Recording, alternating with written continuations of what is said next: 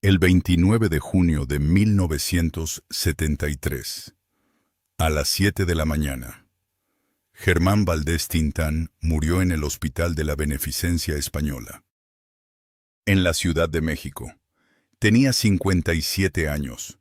No hubo cámaras, no hubo aplausos, no hubo el ruido de la fama que lo acompañó durante décadas. Solo estaba Rosalía Julián, su esposa, sosteniéndole la mano mientras la ciudad despertaba sin saber que acababa de perder al Pachuco de Oro. Pero lo más duro llegó después cuando se abrió el testamento. La familia no encontró cuentas millonarias, propiedades secretas, ni una fortuna protegida por abogados. Encontró una hoja breve casi vacía, con una frase para sus hijos menores: amor y protección. Nada más. Y el amor no pagaba deudas. La protección no detenía a los acreedores. Rosalía quedó viuda con hijos pequeños, una casa hipotecada en San Ángel y compromisos financieros que habían crecido durante los últimos años de Tintán, cuando el cine mexicano empezó a abandonarlo y él ya no tenía fuerza para defender lo que había construido. La caída parecía imposible si se recordaba el tamaño de su gloria. En los años 50, Tintán llegó a cobrar hasta 300,000 pesos por película. En ese mismo tiempo, el salario mínimo en México rondaba los 3 pesos diarios. Un trabajador común recibía cerca de 90 pesos al mes y unos 1,080 pesos al año. Tintán ganaba en una sola película lo que un trabajador habría ganado en casi 280 años. En valor actual, aquella cifra equivaldría a unos 6 u 8 millones de pesos por película. En algunos contratos, cobró más que Cantinflas. Entre 1948 y 1958, filmaba de 5 a 8 películas por año. Si se calcula un promedio de 200,000 pesos por película, sus ingresos anuales solo por cine podían ir de 1 millón a 1,600,000 pesos de la época. Y todavía faltaba sumar discos, radioteatro, centros nocturnos, eventos privados y doblaje. Cada presentación podía pagarle entre 5,000 y 15,000 pesos. Con 2 o 3 funciones mensuales, añadía entre 120,000 y 540,000 pesos al año. Germán Genaro Cipriano Gómez Valdés y Castillo nació el 19 de septiembre de 1915 en la Ciudad de México. Fue el segundo de 9 hermanos. Su padre Rafael era agente aduanal. Su madre, Guadalupe, venía de Aguascalientes. Cuando Germán tenía 2 años, la familia se mudó a Veracruz. Allí absorbió música ritmo calle, humor popular y una alegría que nunca abandonó del todo. Cuando tenía alrededor de 4 años, llegó a Ciudad Juárez, Chihuahua. La frontera cambió su destino. Allí vio a los pachucos, jóvenes mexicanos o hijos de mexicanos nacidos en Estados Unidos, vestidos con pantalones anchos, sacos largos, sombreros con plumas, zapatos de 2 colores y una lengua propia hecha de español e inglés. La sociedad los veía como problema. Germán vio identidad, vio rebeldía, vio estilo. Sin saberlo, estaba mirando al personaje que lo volvería inmortal. En 1934, con 19 años, Germán entró a trabajar en la radiodifusora XCJ de Ciudad Juárez. Empezó pegando etiquetas en el puesto más bajo, pero tenía un talento imposible de ocultar. Imitaba voces, cantaba, improvisaba y hacía reír. Un día, imitó a Agustín Lara, creyendo que el micrófono estaba apagado. No lo estaba. Pedro Meneses, dueño de la emisora, lo escuchó y le dio una oportunidad como locutor. Así nació el Pachuco Topillo Tapas, un personaje rápido, burlón y astuto, que mezclaba español e inglés con naturalidad, porque Germán había crecido oyendo esa mezcla. Durante 10 años, perfeccionó su ritmo, sus pausas, sus remates y su conexión con el público. En julio de 1943, la compañía de Paco Miller llegó a Ciudad Juárez buscando talento. Lo escucharon, lo vieron en vivo y quedaron fascinados. Le pidieron cambiar el nombre artístico porque Pachuco Topillo Tapas no sonaba comercial. Germán eligió entonces un nombre breve, sonoro, imposible de olvidar: Tintán. A Tintán le asignaron como compañero al guitarrista Marcelo Chávez. Así nació la dupla Tintán y su carnal Marcelo. Su debut fue en el Teatro Aldama de Guadalajara. Tintán salió vestido como Pachuco completo y el público estalló. Tuvieron que repetir el primer número 3 veces porque los aplausos no terminaban. Después llegaron al Teatro Esperanza Iris, en la Ciudad de México, y también conquistaron al público capitalino. Los productores de cine entendieron que ese hombre podía convertirse en una estrella. Pero no todos lo celebraron. José Vasconcelos lo criticó y dijo que corrompía el español. Salvador Novo lo defendió afirmando que el Pachuco era una realidad social que no podía negarse. La polémica aumentó la curiosidad. En 1945, Tintán debutó en el cine. En 1946 apareció en Músico, Poeta y Loco. En 1949 llegó Calabacitas Tiernas. En 1950 estrenó El Rey del Barrio, considerada su obra maestra con Silvia Pinal. En 1954 hizo El Vizconde de Montecristo. En 1956 llegaron El Sultán Descalzo y Los Tres Mosqueteros y medio. Tintán no actuaba como los demás. Mientras otros cómicos dependían de guiones cerrados, él improvisaba, cambiaba frases, inventaba respuestas y movía el cuerpo con una precisión que parecía espontánea. Su desorden era control. Su libertad era oficio. En total filmó más de 106 películas. Grabó cerca de 30 discos e hizo giras por América Latina. En los años 60, Disney le abrió otra puerta. Prestó su voz a Thomas O'Malley en Los Aristogatos. Fue narrador en La Leyenda de Sleepy Hollow. Pero su voz más recordada fue Balú en El Libro de la Selva. Millones de niños mexicanos crecieron escuchando lo más vital sin saber que esa voz pertenecía al mismo Pachuco que había revolucionado el cine nacional. Ese doblaje mantuvo viva su voz cuando el cine mexicano empezaba a cambiar. Con tanto dinero, Tintán vivió como si la fama no fuera a terminar nunca. Tuvo casas en la Ciudad de México, Acapulco y Cuernavaca. Acapulco era en los años 50 y 60 el destino de millonarios mexicanos y estrellas de Hollywood. Cuernavaca era el refugio de la clase alta capitalina. Su casa de San Ángel era famosa por las fiestas. No eran reuniones pequeñas, a veces duraban días. Llegaban actores, cantantes, músicos, directores, empresarios, amigos y desconocidos. Había mesas enormes, comida para decenas de personas, música en vivo, alcohol y madrugada. Todo lo pagaba él. Pagaba deudas de amigos, prestaba dinero que casi nunca le devolvían y compraba regalos caros para su familia y para gente que apenas conocía. No sabía decir que no. Esa generosidad lo hizo querido, pero también le costó una fortuna. Su lujo también estaba en la ropa.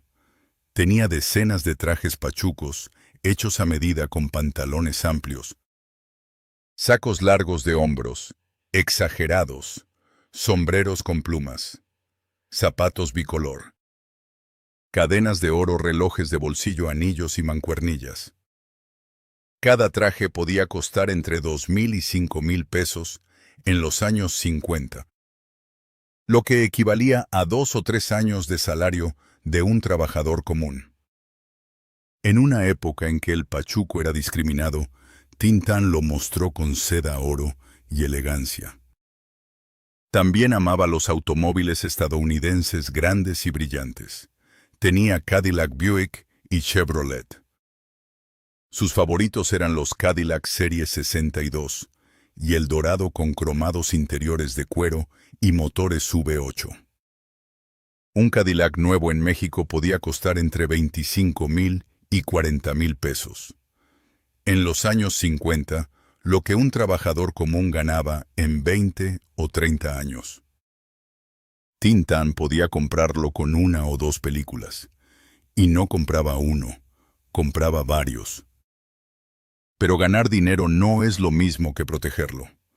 Cantinflas invertía, compraba propiedades y administraba negocios. Pedro Infante también fue más cuidadoso. Tin Tan era distinto. Vivía el presente como si el futuro no existiera. Mientras el cine pagó fortunas, su vida parecía posible.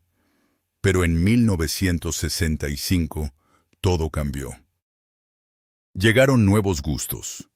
El rock and roll movía a la juventud. La censura política endureció límites y el cine mexicano, los estudios dejaron de contratarlo con la frecuencia de antes.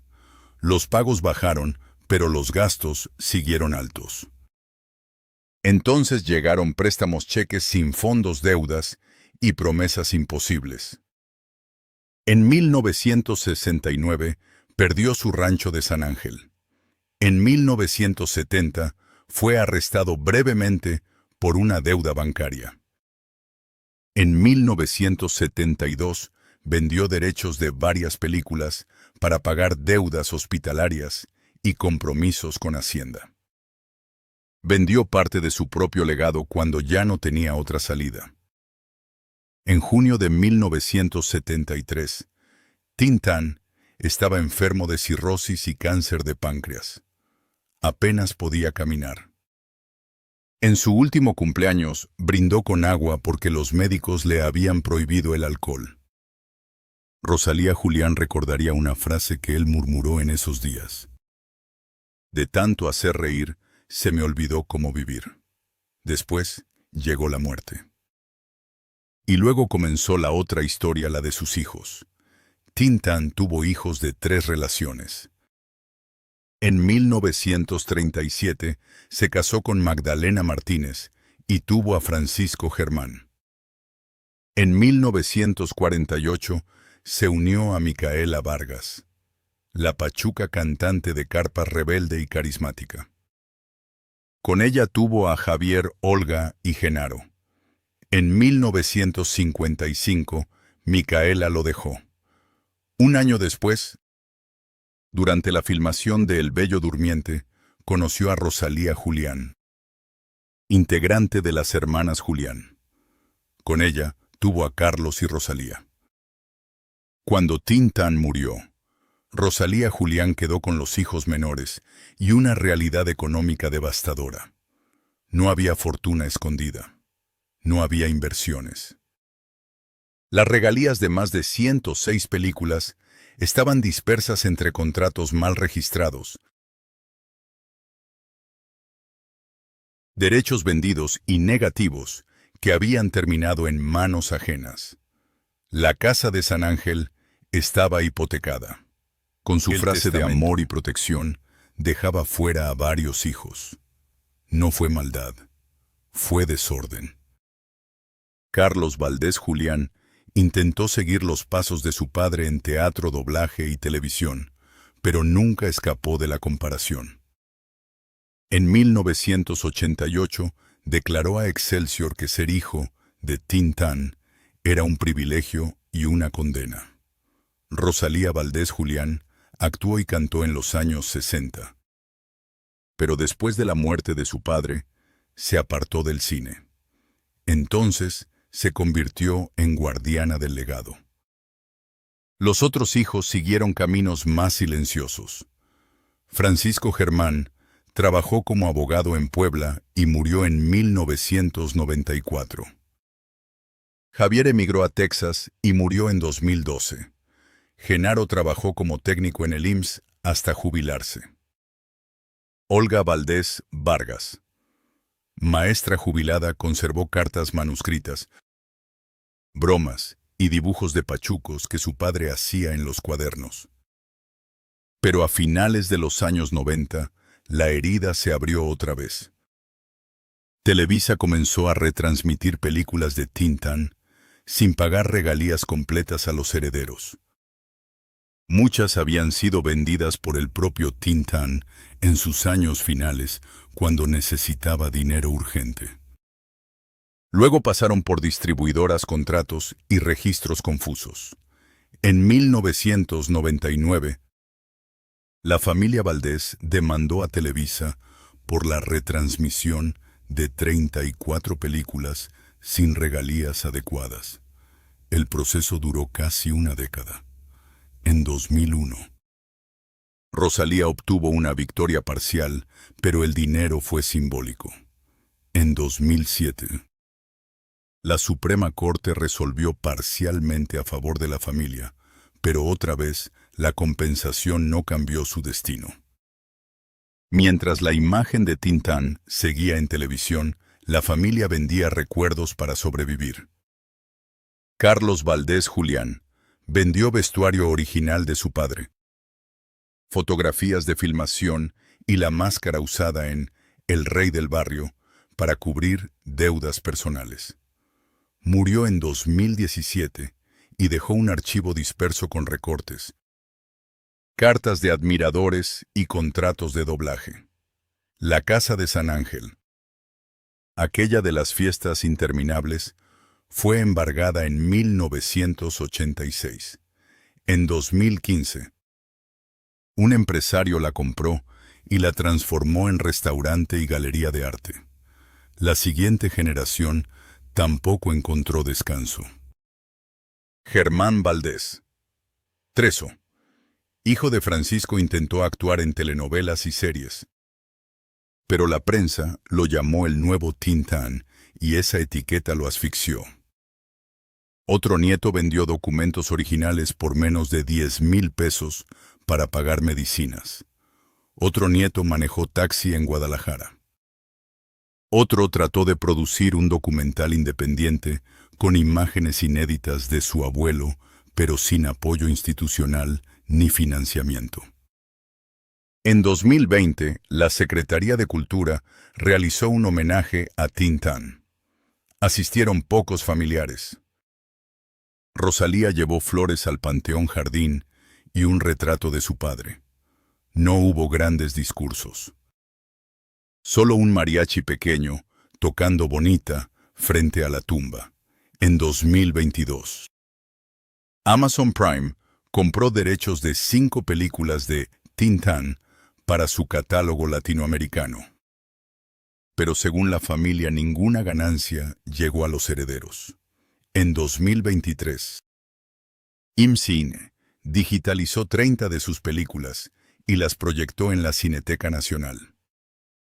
Rosalía asistió y lloró en silencio cuando la voz de su padre volvió a sonar en pantalla. En 2024, un grupo de jóvenes cineastas produjo sin presupuesto un documental llamado Tin-Tan Vive. En 2026, el legado de Tin-Tan sigue vivo en streaming, homenajes murales, camisetas, tatuajes y redes sociales. Pero sus herederos no reciben una parte proporcional de lo que ese legado produce. Esa fue la verdadera maldición del apellido Valdés. No fue algo sobrenatural. Fue la mezcla de una industria que explotó talento sin protegerlo con tratos mal registrados, derechos vendidos en momentos de desesperación y una vida de lujo que nunca se preparó para la caída. Tin Tan ganó fortunas, pero no construyó una estructura para proteger a su familia. La industria ganó con su risa, pero su familia heredó deudas, pleitos y recuerdos. Aún así, Tin Tan cambió la cultura mexicana, tomó al pachuco, una figura despreciada, y lo convirtió en símbolo de ingenio, música, elegancia y rebeldía. Demostró que se podía venir de la frontera, mezclar idiomas y conquistar a todo un país. Hoy, Rosalía Valdés Julián conserva fotografías y documentos en un departamento modesto del sur de la Ciudad de México. Cuando le preguntan qué les dejó Tin Tan, no habla de dinero. Dice que no tienen fortuna, tienen memoria. Y repite la frase que resume toda la contradicción. Nos dejó sin nada, pero nos dejó todo. Porque Tin Tan perdió dinero, casas, autos y derechos, pero no perdió la inmortalidad. El pachuco de oro murió con deudas, pero su risa sigue viva.